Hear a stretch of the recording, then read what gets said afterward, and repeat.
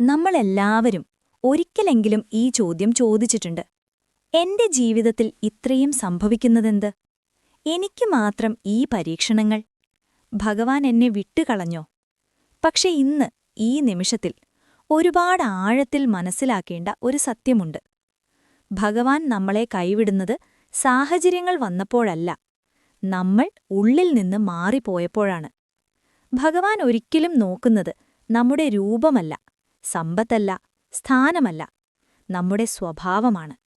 നമ്മൾ ആരായാലും, എത്ര താഴെയായാലും, എത്ര തകർന്നതുപോലെ തോന്നിയാലും, ചില സ്വഭാവങ്ങൾ നമ്മളിൽ ജീവനോടെയുണ്ടെങ്കിൽ ഭഗവാൻ നമ്മളെ ഒരിക്കലും ഉപേക്ഷിക്കില്ല. ഇന്ന് നമ്മൾ സംസാരിക്കാൻ പോകുന്നത് പ്രാർത്ഥനകളെക്കുറിച്ചല്ല, ആചാരങ്ങളെക്കുറിച്ചല്ല, പുറമേ കാണുന്ന ഭക്തിയെക്കുറിച്ചുമല്ല. ഭഗവാൻ കൈവിടാതെ പിടിച്ചു നടത്തുന്ന 5 സ്വഭാവങ്ങളെക്കുറിച്ചാണ്. ഈ വാക്കുകൾ കേൾക്കുമ്പോൾ നിങ്ങൾക്ക് തോന്നുന്നുവെങ്കിൽ, ഇതൊക്കെ ഞാൻ അനുഭവിച്ചിട്ടുണ്ട്, ഇതെന്റെ ജീവിതം തന്നെയാണ് എങ്കിൽ വിശ്വസിക്കൂ, ഇത് നിങ്ങളെ തേടിയാണ് എത്തിയിരിക്കുന്നത്. ശാന്തമായി കേൾക്കൂ, ഒന്നുപോലും വേഗത്തിൽ കടന്നുപോകരുത്. കാരണം ഇതിലൊന്നെങ്കിലും നിങ്ങളുടെ ഉള്ളിലുണ്ടെങ്കിൽ ഭഗവാൻ നിങ്ങളെ കൈവിടുന്നില്ല, നിങ്ങളെ തയ്യാറാക്കിക്കൊണ്ടിരിക്കുകയാണ്. വിനയം. വിനയമെന്നത് സ്വയം ചെറുതാണെന്ന് പറയുന്നതല്ല, നമ്മൾ വലിയവരാണെന്ന് തെളിയിക്കാനുള്ള ആവശ്യമില്ലാതാകുന്ന അവസ്ഥയാണ്.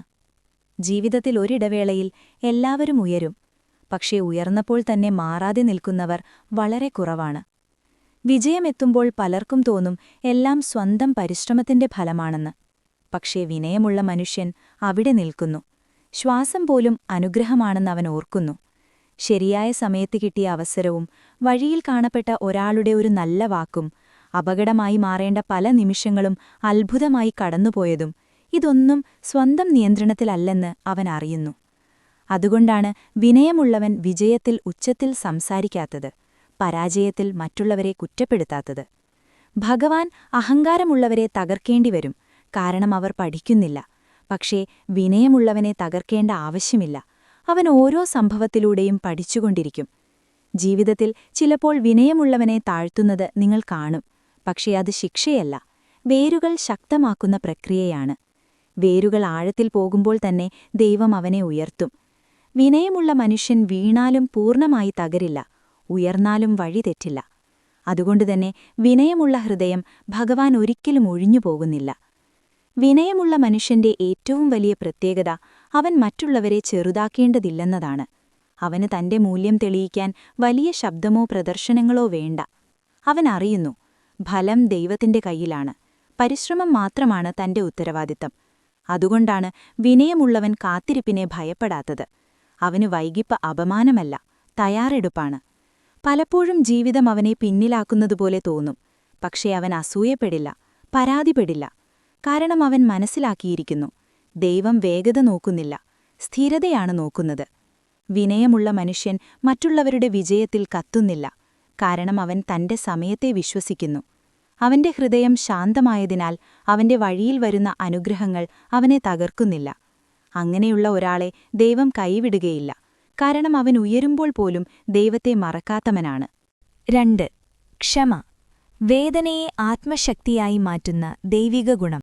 ക്ഷമയാണ് മനുഷ്യന്റെ ഏറ്റവും വലിയ ശക്തി. നമ്മെ വേദനിപ്പിച്ചവരെ മറക്കാൻ കഴിയാത്തപ്പോൾ ആ വേദന നമ്മളെ ഉള്ളിൽ നിന്ന് കഴുകി തീർക്കുകയാണ്. ഓരോ രാത്രിയും പഴയ സംഭാഷണങ്ങൾ മനസ്സിൽ തിരികെ വന്നാൽ, ഓരോ നിശബ്ദ നിമിഷവും കുത്തുന്ന പോലെ തോന്നിയാൽ, അത് നമ്മൾ ക്ഷമിക്കാത്തതിന്റെ അടയാളമാണ്. ക്ഷമിക്കുക എന്നത് സംഭവിച്ചതെല്ലാം ശരിയായിരുന്നു എന്ന് പറയലല്ല, അത് സംഭവിച്ചതിനാൽ ഇനി ജീവിതം നിൽക്കരുതെന്ന് തീരുമാനിക്കുന്ന ധൈര്യമാണ്. ഭഗവാൻ നമ്മോട് വേദനയില്ലാതാകണം എന്ന് പറയുന്നില്ല, വേദന നമ്മുടെ ജീവിതം നിയന്ത്രിക്കരുത് എന്നാണ് പറയുന്നത്. ക്ഷമിക്കുന്ന നിമിഷം നമ്മൾ ഒരാളെ ജയിക്കുന്നില്ല, നമ്മൾ സ്വയം മോചിപ്പിക്കുകയാണ്. ക്ഷമ പഠിച്ച മനുഷ്യൻ ശബ്ദം കുറയ്ക്കും, കാരണം അവന്റെ ഉള്ളിൽ കൊടുങ്കാറ്റില്ല. അവൻ പ്രതികാരം തേടുന്നില്ല, കാരണം അവൻ തന്റെ ഭാരം ഭഗവാന്റെ കൈകളിൽ ഏൽപ്പിച്ചിരിക്കുന്നു. ദൈവം ക്ഷമയുള്ളവരെ ദീർഘകാലം പരീക്ഷിക്കില്ല, കാരണം അവർ പരീക്ഷണത്തിന്റെ അർത്ഥം മനസ്സിലാക്കിയവരാണ്. ക്ഷമയുടെ വഴിയിലൂടെ നടന്ന മനുഷ്യനെ ജീവിതം തകർക്കില്ല, അതവനെ ശുദ്ധീകരിക്കും. ക്ഷമയുടെ യഥാർത്ഥ പരീക്ഷണം വേദന മാറാത്തപ്പോഴാണ്. വേദനിപ്പിച്ചവർ സന്തോഷത്തോടെ ജീവിക്കുമ്പോൾ ഉള്ളിൽ പൊള്ളുന്ന നിമിഷങ്ങളുണ്ട്. അവിടെയാണ് ക്ഷമയുടെ ആത്മബലമുണ്ടാകുന്നത്.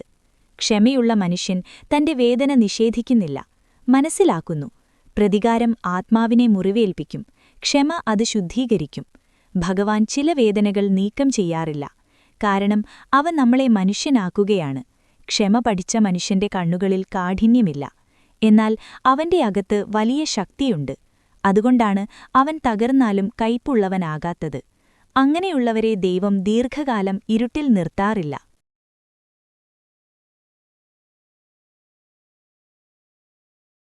സത്യം നഷ്ടത്തിലും നിലനിൽക്കുന്ന ആത്മാവിന്റെ അടിത്തറ. സത്യം എളുപ്പമായിരുന്നുവെങ്കിൽ എല്ലാവരും സത്യവാൻമാരാകുമായിരുന്നു. പക്ഷേ സത്യം പലപ്പോഴും നമ്മുടെ സൗകര്യങ്ങൾ എടുത്തുകളയും, അവസരങ്ങൾ നഷ്ടപ്പെടുത്തും, ഒറ്റപ്പെടുത്തും. കള്ളം പറഞ്ഞാൽ ഒരുപാട് കാര്യങ്ങൾ ഉടൻ ശരിയാകുമെന്നറിയുമ്പോഴും സത്യം തിരഞ്ഞെടുക്കാൻ വലിയ ആത്മബലം വേണം. സത്യത്തിന്റെ പാതയിൽ പോകുന്നവർ പലപ്പോഴും തെറ്റിദ്ധരിക്കപ്പെടും, അവഗണിക്കപ്പെടും, പിന്നിലാക്കപ്പെടും. പക്ഷേ അവർ ഒരിക്കലും ഉള്ളിൽ തകരില്ല, കാരണം അവർക്കൊരു ഉറപ്പുണ്ട്: അവർ തെറ്റായ വഴിയിലൂടെ പോയിട്ടില്ലെന്ന്. ദൈവം സത്യവാനെ ഉടൻ ഉയർത്തണമെന്നില്ല, പക്ഷേ അവനെ തെറ്റായ ഉയരങ്ങളിൽ നിന്ന് കാക്കും. സത്യം നമ്മെ രക്ഷിക്കുന്നില്ലെന്ന് തോന്നാം, പക്ഷേ അത് നമ്മെ രൂപപ്പെടുത്തുകയാണ്. ഒടുവിൽ എല്ലാം നഷ്ടമായെന്ന് തോന്നുന്ന നിമിഷത്തിൽ പോലും സത്യവാന്റെ ഉള്ളിൽ ഒരു ശാന്തതയുണ്ടാകും. കാരണം അവന്റെ ജീവിതത്തിന് അടിത്തറയുണ്ട്. ആ അടിത്തറ തന്നെയാണ് ദൈവത്തിന്റെ കൈപ്പിടി. സത്യം ജീവിതത്തിൽ പലപ്പോഴും നിശബ്ദമായ തീരുമാനങ്ങളാണ്. ആരും കാണാത്ത സ്ഥലത്ത്, ആരും അറിയാത്ത സാഹചര്യത്തിൽ എനിക്കിത് ഒഴിവാക്കാമായിരുന്നു എന്നിടത്തും സത്യം തിരഞ്ഞെടുക്കലാണ് യഥാർത്ഥ ധാർമ്മികത. സത്യം പിടിച്ചു നിൽക്കുന്ന മനുഷ്യൻ പലപ്പോഴും മണ്ടനായി തോന്നിപ്പിക്കും. ലോകം അവനെ പ്രാക്ടിക്കൽ അല്ലെന്ന് വിളിക്കും. പക്ഷെ കാലം കടന്നുപോകുമ്പോൾ ഒരു കാര്യം വെളിവാകും: അവന്റെ ജീവിതത്തിൽ അകത്തൊരു സ്ഥിരതയുണ്ട്. അവൻ തന്നെ തന്റെ കണ്ണുകളിൽ നോക്കാൻ കഴിയുന്നവനാണ്. ദൈവം സത്യവാനെ എല്ലായ്പ്പോഴും പുറമേ ജയിപ്പിക്കണമെന്നില്ല, പക്ഷേ ഉള്ളിൽ തോൽപ്പിക്കില്ല. സത്യം മനുഷ്യനെ ശുദ്ധീകരിക്കുന്ന തീ പോലെയാണ്.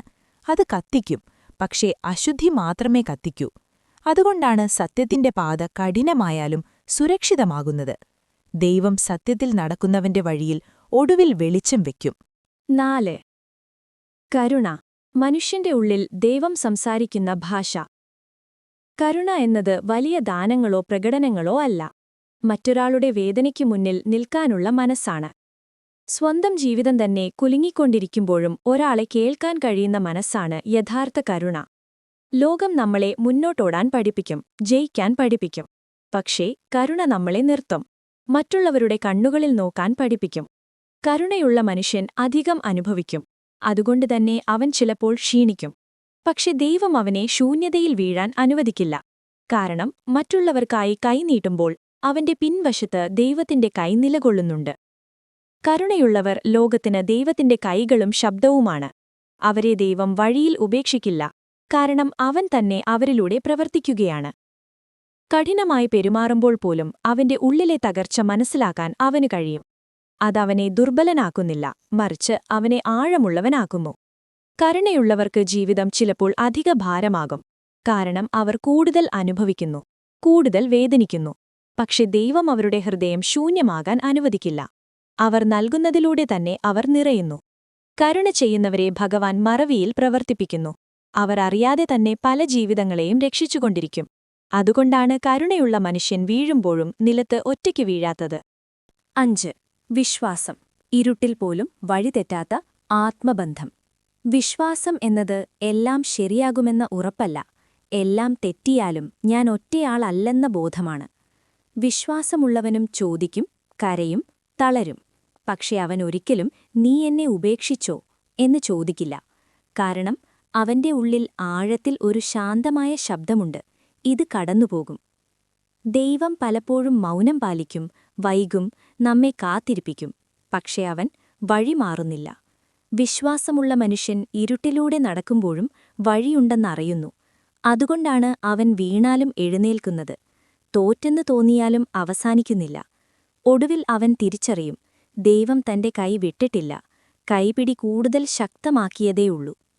വിശ്വാസത്തിന്റെ ഏറ്റവും വലിയ രൂപം ദൈവത്തിന്റെ സമയത്തെ അംഗീകരിക്കലാണ്. നമ്മൾ ചോദിക്കുന്നത് എപ്പോൾ എന്നായിരിക്കും, ദൈവം പഠിപ്പിക്കുന്നത് എങ്ങനെ എന്നായിരിക്കും. വിശ്വാസമുള്ള മനുഷ്യൻ തന്റെ പ്രാർത്ഥനകൾ കേൾക്കപ്പെടുന്നുണ്ടോ എന്ന സംശയത്തോടെ പോലും മുന്നോട്ടു നടക്കുന്നു. അവൻ ഉറപ്പോടെ നടക്കുന്നില്ല, പക്ഷേ വിട്ടുനിൽക്കാതെയും നടക്കുന്നില്ല. വിശ്വാസം അവനെ ധൈര്യവാനാക്കുന്നില്ല, സ്ഥിരതയുള്ളവനാക്കുകയാണ്. അവൻ മനസ്സിലാക്കുന്നു, എല്ലാ ഉത്തരങ്ങളും ഇപ്പോൾ കിട്ടിയാൽ ആത്മാവ് വളരില്ല. അതുകൊണ്ടാണ് ദൈവം ചില വാതിലുകൾ വൈകി തുറക്കുന്നത്. വിശ്വാസമുള്ള മനുഷ്യൻ തകർന്നാലും നിസ്സഹായനാകുന്നില്ല. അവൻ അകത്തു പിടിച്ചു നിൽക്കുന്നുണ്ട്. ഒടുവിൽ അവൻ തിരിച്ചറിയും, ഈ വൈകിപ്പിച്ചതും ഒരു രക്ഷയായിരുന്നു. വിശ്വാസമുള്ളിടത്ത് യാത്ര വേദനാജനകമായാലും ലക്ഷ്യം സുരക്ഷിതമായിരിക്കും. ഈ 5 സ്വഭാവങ്ങൾ വിനയം, ക്ഷമ, സത്യം, കരുണ, വിശ്വാസം ഇവ മനുഷ്യനെ പെട്ടെന്ന് വിജയിപ്പിക്കണമെന്നില്ല, പക്ഷേ ഒരിക്കലും വഴിതെറ്റിക്കില്ല. ഭഗവാൻ ഇവരോടൊപ്പം ശബ്ദത്തോടെ നടക്കില്ലായിരിക്കാം, പക്ഷേ അവരെ ഒറ്റയ്ക്കും വിട്ടിരിക്കില്ല. ലോകം കൈവിടുന്ന നിമിഷത്തിലാണ് ദൈവത്തിന്റെ പിടി ശക്തമാകുന്നത്.